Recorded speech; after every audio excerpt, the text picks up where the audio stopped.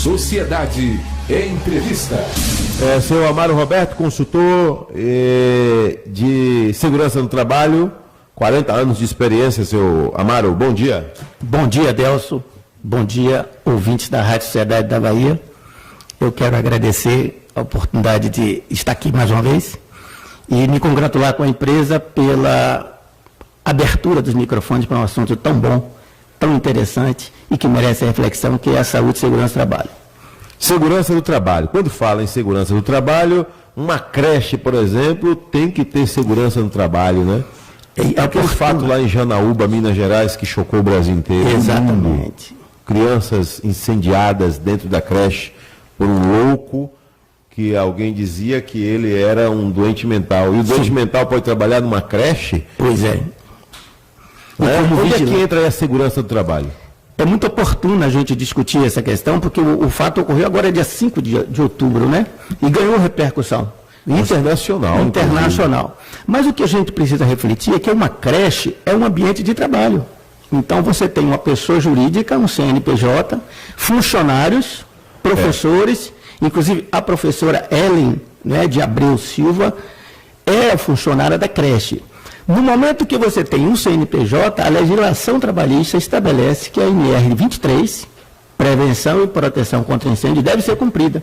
Então, aquela escola tinha que ter extintores de incêndio, hidrantes, dependendo da dimensão quadrada.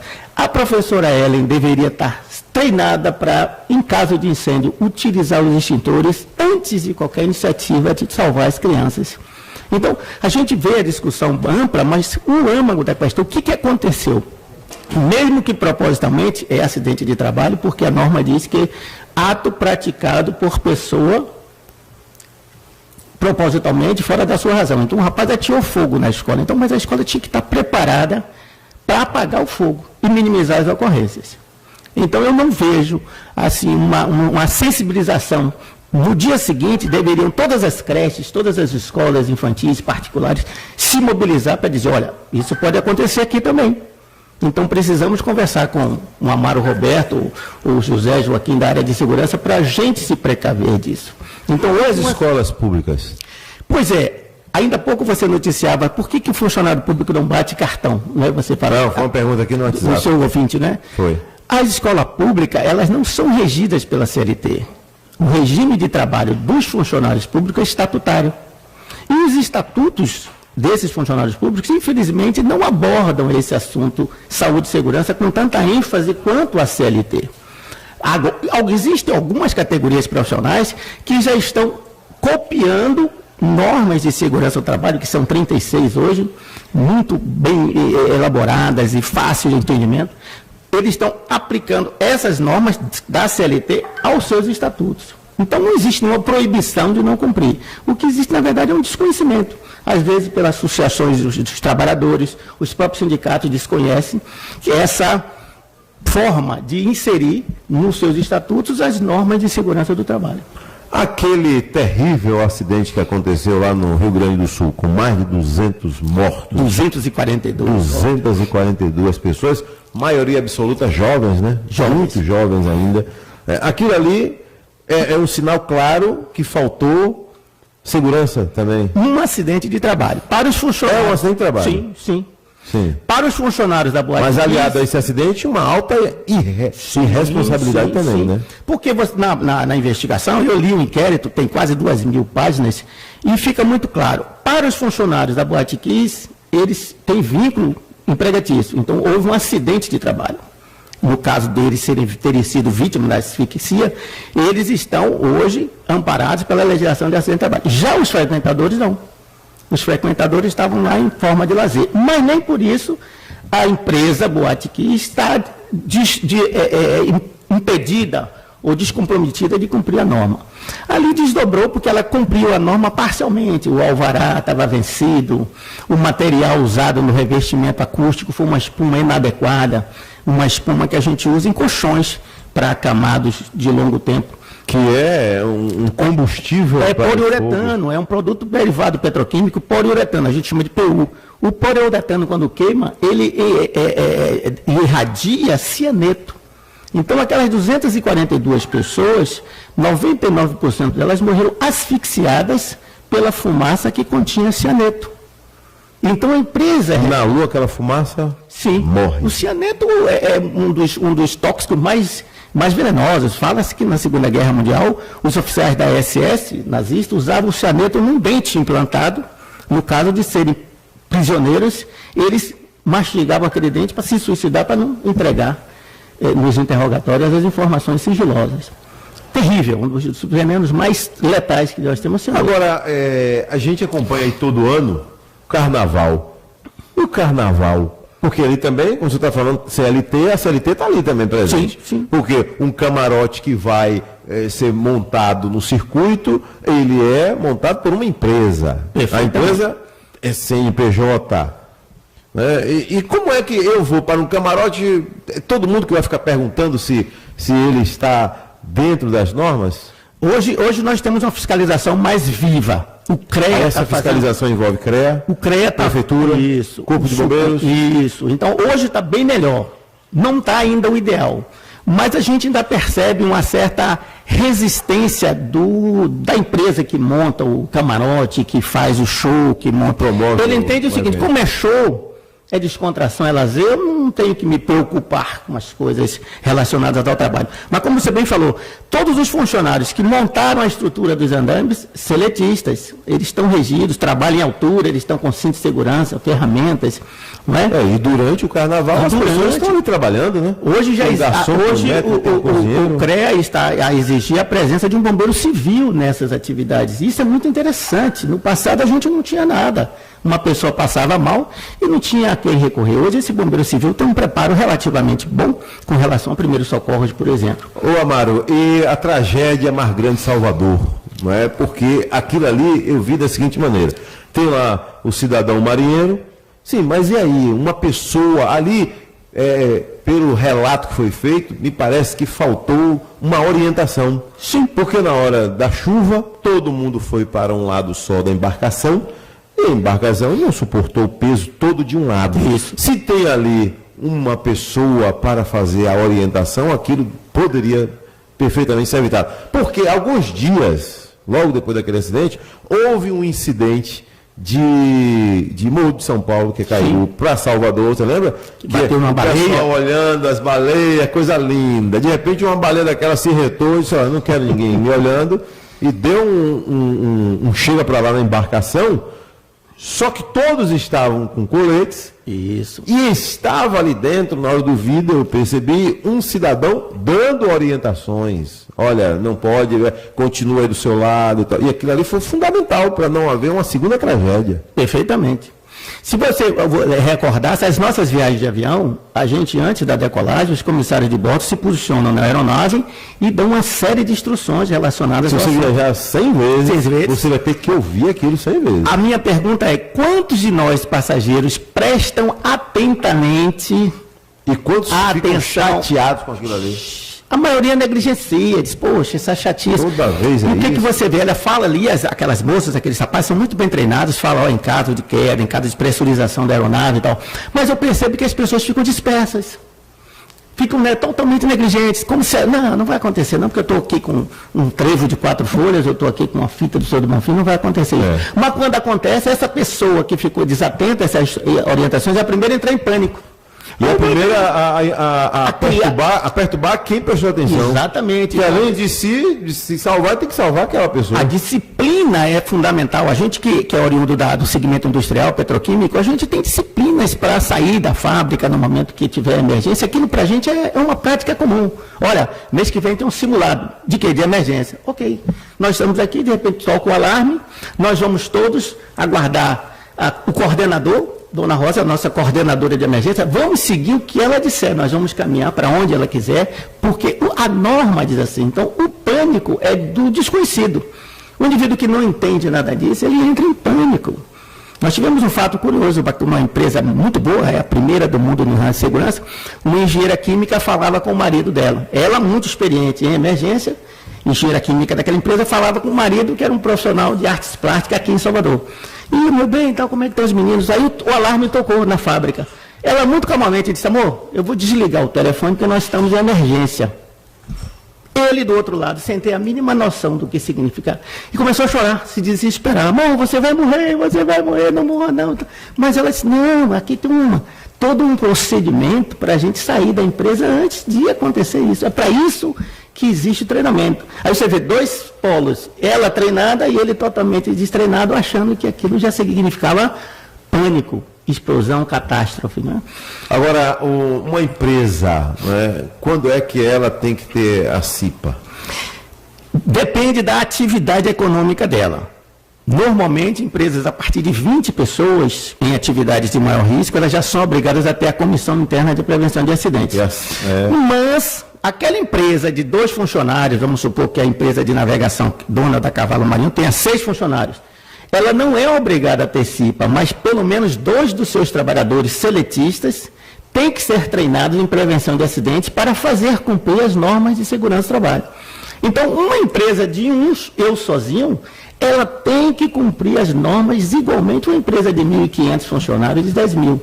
O que existe é um grande desconhecimento. Acha-se que, como a CIPA não é obrigatória, a empresa está isenta de cumprir a legislação. Eu vou imaginar aí um prédio comercial, né, que tem lá escritório de doutor, consultório médico, né, ali são vários CNPJs ali dentro daquele prédio. Não vamos longe não, Adelson. Um condomínio residencial, que é chamado multifamiliar, ele é obrigado a cumprir as normas de segurança, tal qual uma fábrica, tal qual um supermercado, uma empresa, porque tem o CNPJ e tem os trabalhadores.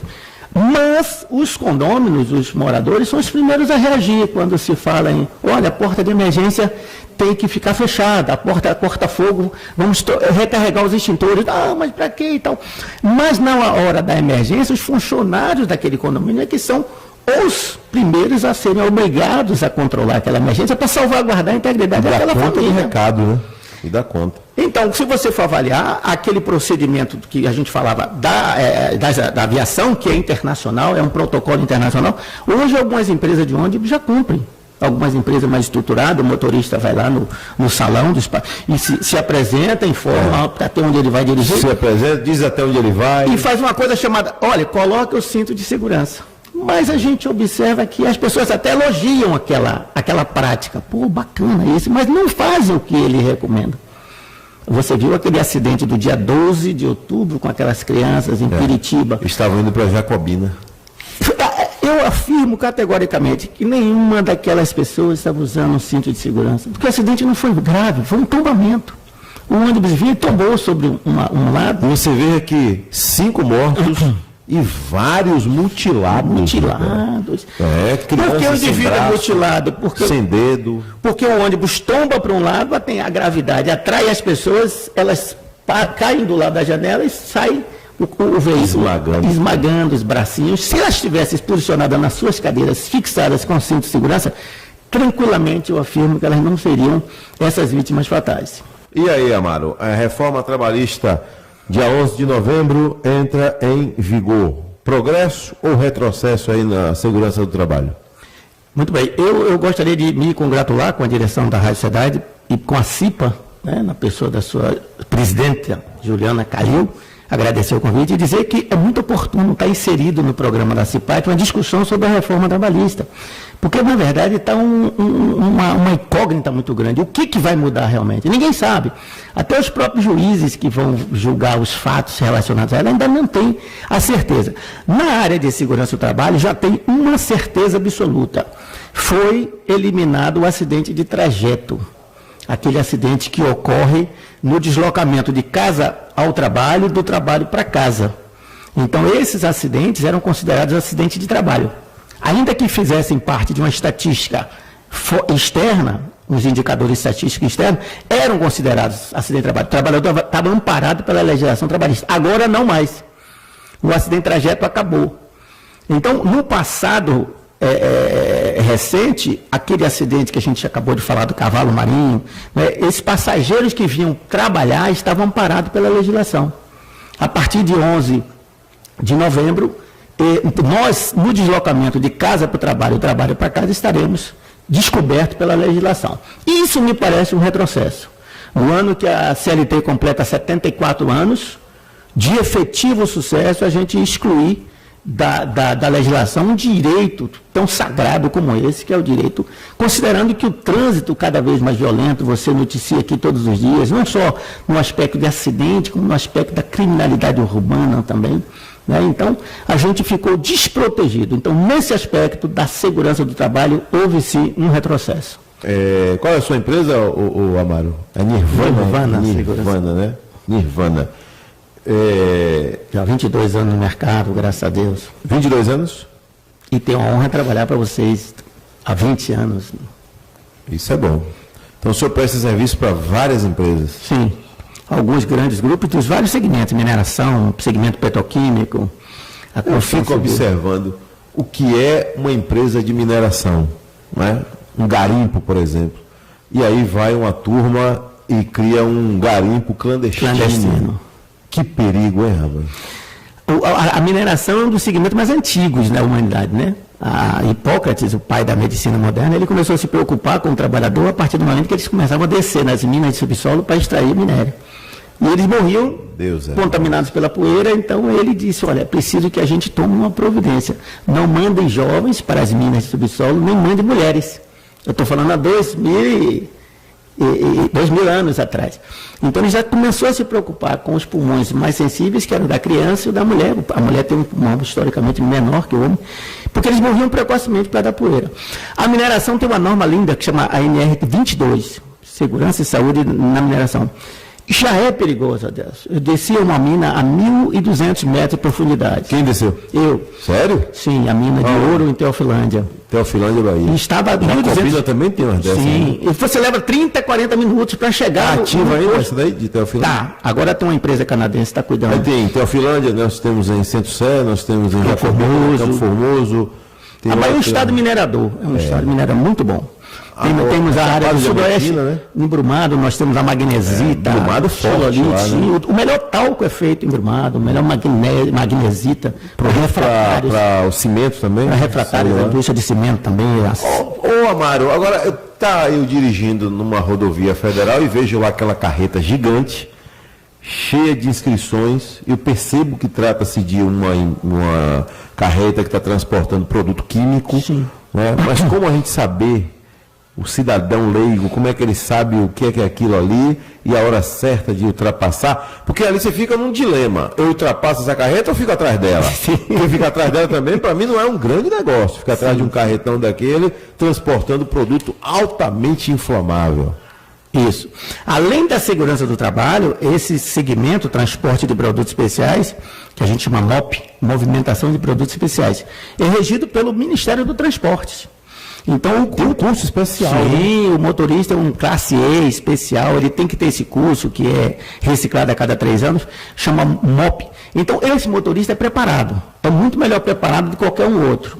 Ele tem condições. Então, ele não entra em centros urbanos, ele não estaciona em todos os lugares. Hoje não pode dirigir todo horário? Sim, tem horários, descanso e tal. Hoje tem os exames de toxicidade no indivíduo ao renovar sua habilitação. O que eu recomendo para vocês, para qualquer um condutor, é ir no site do Ministério do Trabalho e encontrar uma codificação internacional, que é ratificada pela ONU, que diz o que significa aquela numeração. São 6 números, uma dupla de números em cima, significa o risco do produto, se é inflamável, se é corrosivo, e abaixo aqueles 4 algarismos significa o número de ordem da ONU. Aquele número em qualquer país do mundo é o mesmo. A gasolina, por exemplo, em qualquer país do mundo é o mesmo número. Então, eu tenho no porta-luva do meu carro esse manual. Então, se tem um caminhão ali na frente, eu já consulto aquele produto é óxido de etileno, por exemplo. Então, eu saio de perto dele. Teve um acidente na BR-116, um dia desse aí, uma carreta de longe estava transportando acetona, altamente volátil, altamente inflamável. Um caminhão de tinta recentemente na Imigrantes, acidente. Tinta sintética, esmalte sintético está inflamado. O caminhão pegou fogo, 2 caminhões, os 30 carros engavetaram. Muitas pessoas morreram. Por conta do produto químico. Um incêndio num caminhão comum, ele tem 1 grau de caloria. Mas um incêndio num caminhão carregado com produto químico é terrível. Então eu recomendo que a gente consiga essas informações no próprio site do Ministério do Transporte, tem lá, produtos catalogados pela ONU. E aí você fica sabendo o que é ácido, o que é corrosivo, o que é um produto radioativo. E ele não só tem o número de identificação, como tem também a legenda. A legenda significa inflamabilidade, corrosividade. O motorista ali, ele ganha o equivalente ao perigo que ele está transportando? São bem remunerados. Eu trabalhei para 2 empresas de transportes e eles são muito bem remunerados e muito bem capacitados, porque é o nome da empresa que está ali, né? Quando tem um tombamento, a logomarca da empresa está lá na porta do veículo. Então, o que está acontecendo agora é que os profissionais dessa área são pessoas maduras.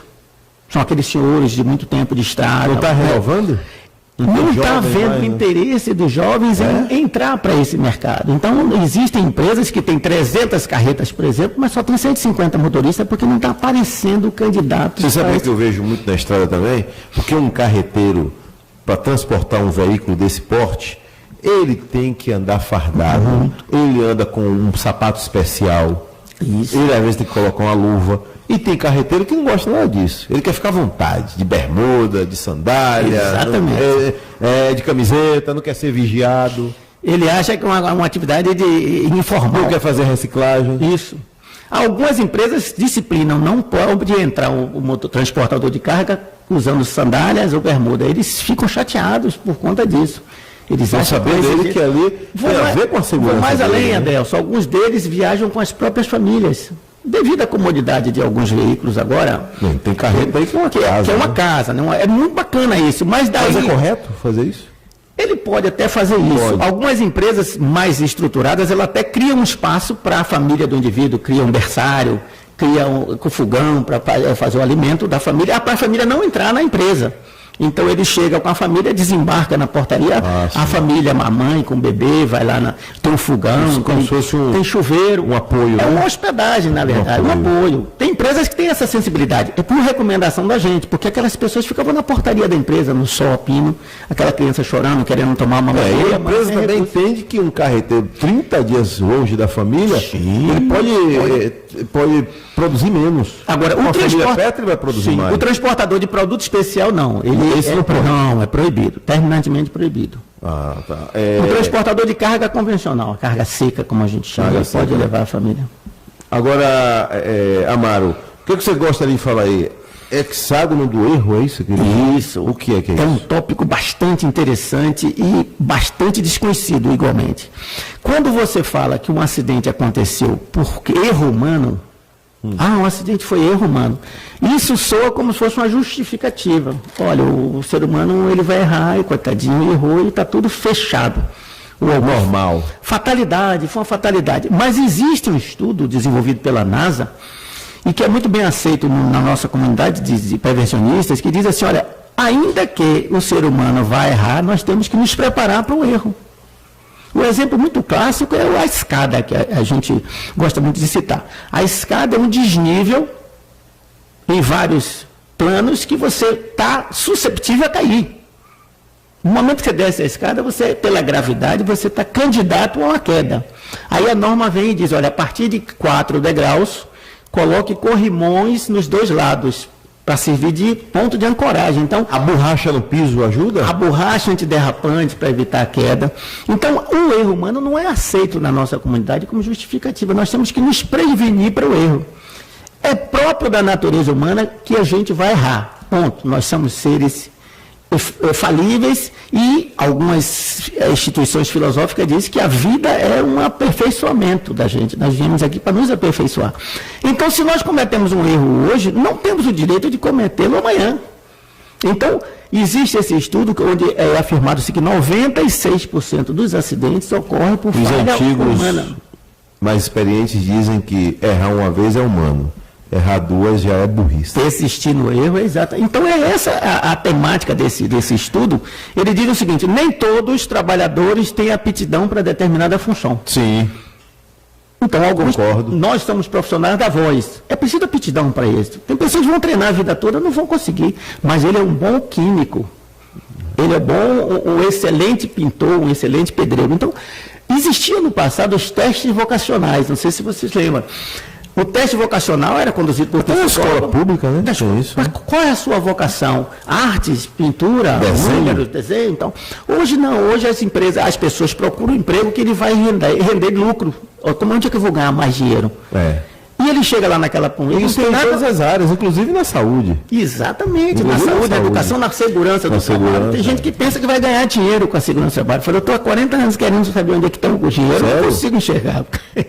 Então eu digo assim, nem todos têm aptidão. Então, a altura do indivíduo, por exemplo, ele é um indivíduo com 1,50 m, ele não tem condição de fazer um serviço que tenha, colocar uma mercadoria na altura, trabalhar em almoxarifado. Um indivíduo mais fraco, a atividade da mulher, por exemplo, hoje, a mineração é proibida para a mulher, por aptidão, o pulmão da mulher é mais frágil, tem a questão da pressão atmosférica dentro da mina, que acelera o processo menstrual. E em caso da mulher estar grávida, a pressão atmosférica numa mina 1.000 metros de profundidade, ela vai abortar. Isso é uma questão de aptidão. Então, Mergulhador, né? Mergulhador. Todo mundo pode mergulhar. Um piloto de aviação, o cara tem que ser criterioso. Ele, quando senta na frente daquele painel, ele tem que ter aptidão para entender tudo ali. Tem gente que não entende nem o nosso celular. Né? Como é que vai entender um painel de controle? Então, as empresas e as pessoas precisam de identificar a aptidão desse indivíduo para aquela tarefa. Um rapaz magrinho não vai transportar um saco de cimento de 50 quilos, então ele precisa ser musculoso. Essa falha a gente chama a falta do dom, do talento para aquela função. Já viu falar aquele termo? Eu não dou para isso, não. Não trabalho com número porque eu não dou, não tenho cabeça para mim. Isso é aptidão. E isso é genético. Amaro Roberto, muito obrigado por ter vindo aqui ao nosso programa, nossa Sociedade Urgente, né? É semana de CIPAT, né? Sim.